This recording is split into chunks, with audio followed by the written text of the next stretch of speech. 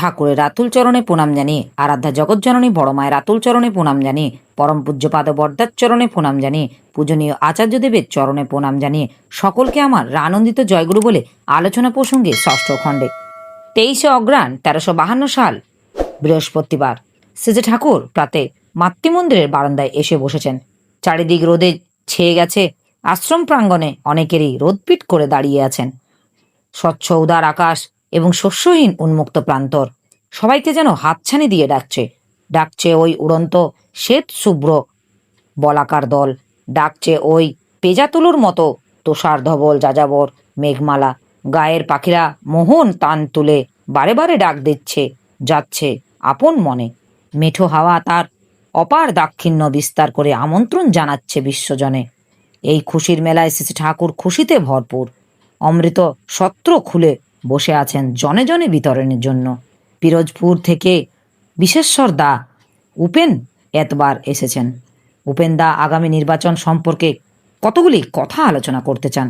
বিশেশ্বর দা বললেন, উপেন দা খুব কর্মী লোক। শ্রী ঠাকুর, কর্মী হওয়া তো একান্ত দরকার, তবে কর্ম করতে হয় ইষ্টের জন্য, ধর্মের জন্য, নইলে আবল তাবল কর্মের ফায়দা হয় না। আমাদের চলন হয় হাউজবাজির মতো। কর্মের দ্বারা হলো ধর্ম, যাতে সবাই বাঁচে বাড়ে। বাঁচা বাড়ার নীতিবিধি লঙ্ঘন করে যতই কর্ম করা হোক না কেন, তাতে পতনই প্রগতিমুখর হয়ে ওঠে। তাই রাজনীতির খাতিরে ধর্মনীতি ভুলে প্রবৃত্তি নীতির দিকে ঢলে পড়া ভালো নয়। পারবশের কাজ হলো ইষ্টকিষ্টির বিরোধী, যা তার বিরুদ্ধে দাঁড়ানো। স্পেন্সার দা কাছে ছিলেন, তিনি স্বাধীনতা সম্পর্কে কথা তুললেন।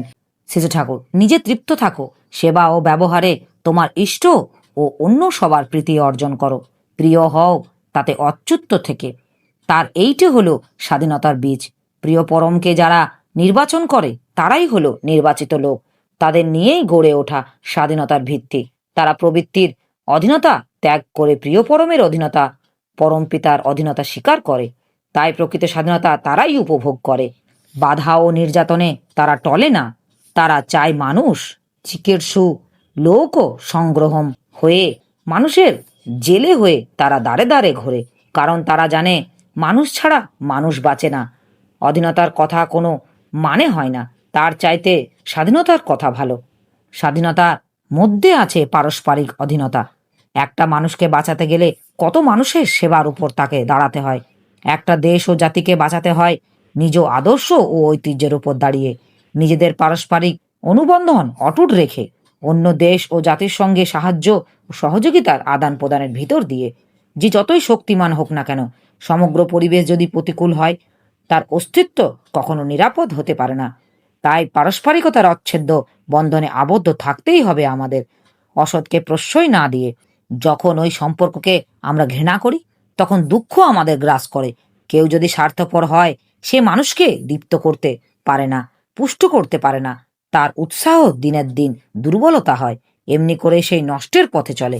ইংরেজ ও স্বার্থপরতা অজ্ঞতার বাঁধনে বাধা পড়েছে, সেও বোঝে না তার স্বার্থ কিসে অক্ষুণ্ণ থাকে। তার দৃষ্টির দৈন্য নিয়ে আত্মপ্রসাদে দিন কাটছে। আমার বলতে ইচ্ছা করে, ইংরেজদের তোমার বাঁধন যদি খুলতে চাও, আমাদের বাঁধন খুলে দাও। আমরাও চেষ্টা করি তোমাদের বাঁধন খুলতে পারি কিনা।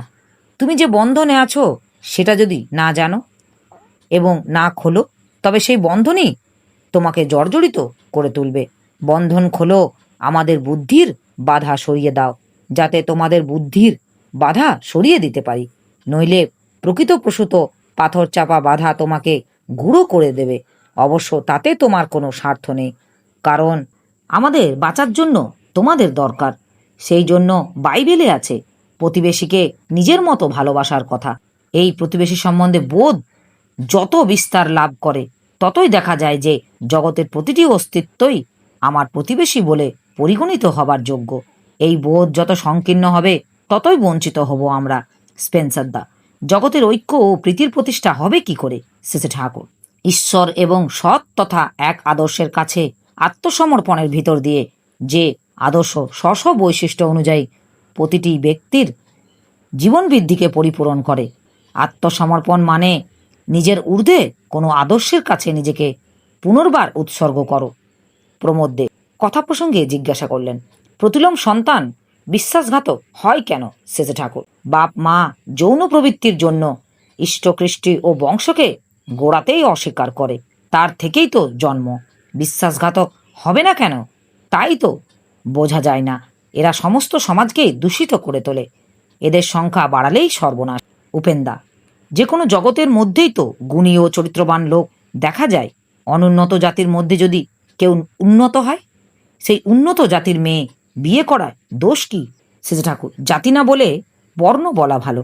বর্ণ মানে সমজাতির সংস্কারের বৈচিত্র্য গুচ্ছ। একজন পুরুষের জন্মগত সংস্কার দেখে বোঝা যায় সে কত উন্নত সংস্কারওয়ালা সন্তানের জনক হতে পারে।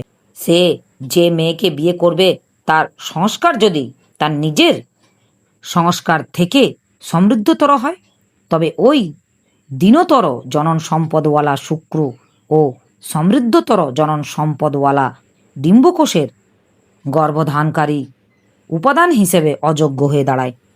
জীববিজ্ঞানের দিক দিয়ে এটা একটা প্রকৃত বিরুদ্ধ মিলন হয়। শুক্র ও ডিম্বকোষ উভয়ে দিশেহারা ও বিপর্যস্ত হয়ে পড়ে। ডিম্বকোষ অনুভব করে যে তার উপর একটা শয়তানি অত্যাচার হচ্ছে। এরকম বিধি বিরুদ্ধ মিলনের ফল কখনো ভালো হয় না। সন্তান বাপ মা কারো ভালোটা পায় না। সৎ যা সত্তা পোষণীয় যা তা ধ্বংস করার উদগ্র ঝোঁক নিয়েই জন্ম তারা। মনে রেখো, সংস্কার ও অর্জিত বিদ্যা কিন্তু এক নয়।